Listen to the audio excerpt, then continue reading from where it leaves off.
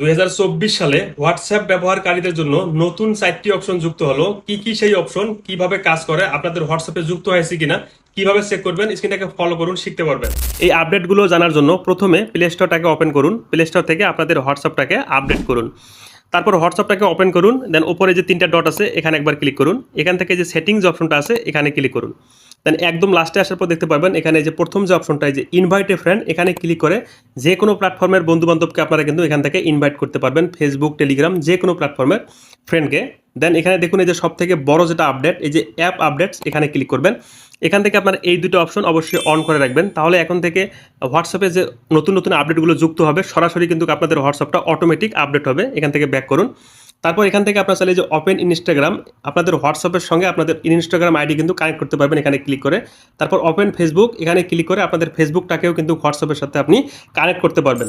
তো এই 4টি আপডেট আপনাদের